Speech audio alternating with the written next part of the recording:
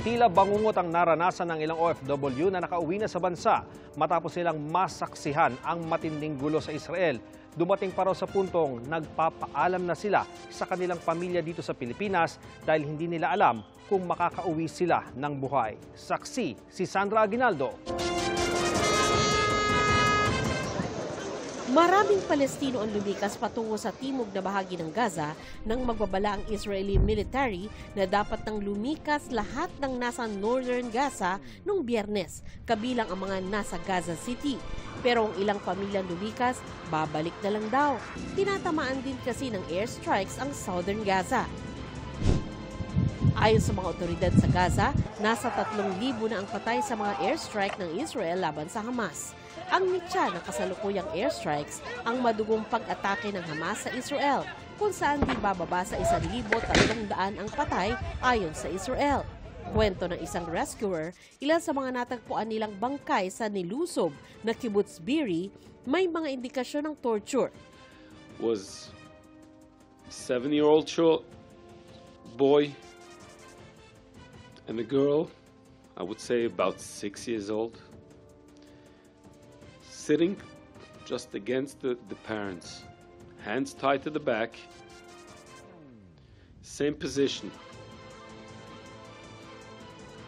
The bodies were tortured. Then we see a woman. She was about, I would say, 30, age of 30.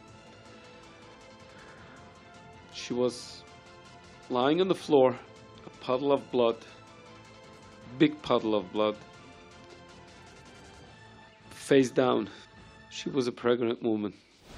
Pangamba ng pamilya ng Pilipinang si Grace Prodigo Cabrera na nasa Kibbutz Be'eri nang mangyari ang pag-atake, kasama siya sa nasa 200 bihag na hawak umano ng Hamas.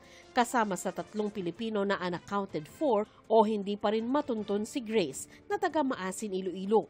Wala pang kumpirmasyon ng gobyerno sa ngayon kung dinukot nga si Grace. Bagamat meron din daw nakuhang ganitong impormasyon ang lokal na pamahalaan ng Maasin. Nag-coordinate kita sa makilala natin kung to validate naging kuha natin ngalan niya sa embahada dito, may mga friends magkita kag it was confirmed that ang ngalan niya dito gid sa listing nadala sang hostages sa mga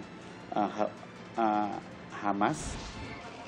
Isa sa mga nakaligtas sa pag-atake ng Hamas sa Kibbutz Be'eri ang OFW na si Maylene Rivera na nakauwi na sa bansa kanina.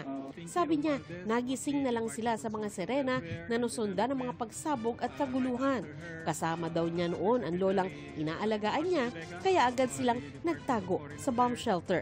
Nag-message na po ako sa family ko na, anak, mahal na mahal ko kayo, ingatan niyo yung sarili niyo. Nakita ko po yung nasusunog na mga bahay, mga sasakyan, mga sundalong patay, mga civilians. Sabi po nung sundalo, lakasan mo yung loob mo, alam ko, kaya mo to. Lahat ng nakikita mong yan, pinikula lang yan, hindi totoo yan. Bigla po akong natauhan. At yung family ko po, naisip ko na gusto ko pa silang makitang matagal. Pero bangungot man ang pinagdaanan, hindi pa rin naging madali ang pagpapaalam sa mga Israeli na napamahal na sa kanila. Nung time na po naaalis ako, nakita po niya nung gabi, sabi niya, "Are you going sa day off?" Sabi niya dun sa anak niya, kasi nandun na po yung anak niya, "Don't allow her, kasi mag-isa lang ako dito." So yung gabi pong yun, nag-breakdown na ako. So nag-goodbye po ako, hinawakan po niya yung face ko and saying, "God bless, you take care, and sana bumalik ka sa akin." Yun po yung last na word niya. Ang 16 na dumating kanina, may tig 50,000 pesos mula sa DMW, 50,000 pesos mula sa OWA, at 35,000 pesos naman mula sa DSWD. May educational assistance at livelihood assistance, maging psychosocial services mula sa Department of Health.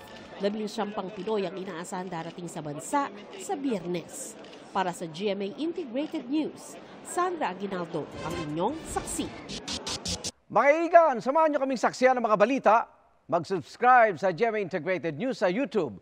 Para sa mga kapuso abroad, samahan niyo kami sa GMA Pinoy TV at sa www.gmanews.tv.